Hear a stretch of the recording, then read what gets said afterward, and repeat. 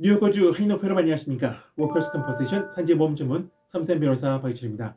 전 업무 중 다친 근로자의 편에서 보험사와 상대하며 최대의 치료와 최적의 보상을 위해 일하는 변호사입니다.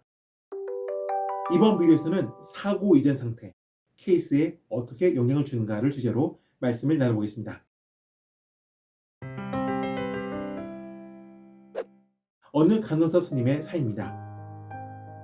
제가 돌보던 환자가 저를 갑자기 밀치는 바람에 벽에 부딪히며 허리 부상을 입었습니다. 그런데 제가 이 사고 전에 허리가 안 좋아서 이미 치료를 받던 중이었습니다. 제가 이번 사고 때문에 허리를 또 다치게 된 셈인데 제 케이스에 영향을 주진 않을까요? 라는 질문이었습니다.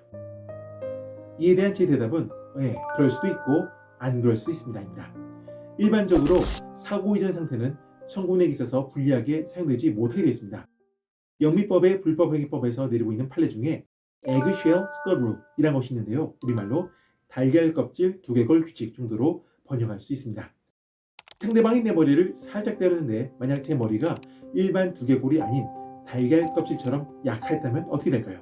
아마 스치기만 했는데도 으스러짐으로써 큰 사고로 이어졌을 것입니다. 이때 제 머리를 친 가해자는 억울할 것입니다. 난 박 변호사의 두개골이 그렇게 약한지 몰랐다고요 라고 항변할 수 있겠죠. 그러나 영미법에서는 박 변호사의 두개골이 달걀 껍질처럼 약한 상태인지 전혀 몰랐다 하더라도 사고를 일으킨 일체의 부상에 대해 가해자가 책임을 져야 한다 라고 판례하고 있습니다. 종업원 상해 사고에서도 이 eggshell skull rule이 적용되는데 사고 이전 상태 때문에 사고 이전 상태가 없었을 경우보다 크게 다쳤다면 종업원 상해 보험사가 모두 책임을 져야 한다는 논리입니다. 위에서 말씀드린 간호사 손님의 경우를 예로 들어보겠습니다.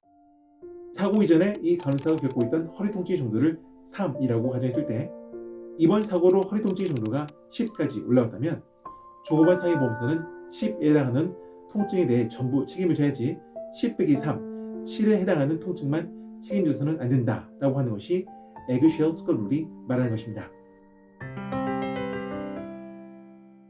사고 이전 상태는 이처럼 청구인에게 불리하게 사용될 수 없다는 것이 영미법의 판례이며 종업원 상해보험법에서도 똑같이 적용됩니다.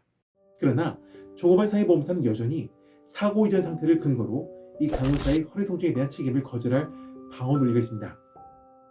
기존 통증 3과 이번 사고 부상으로 인해 더해진 통증 7에 관한 소개는 우리 쪽 의사와 종업원 상해보험사 쪽 의사 IME로부터 나옵니다.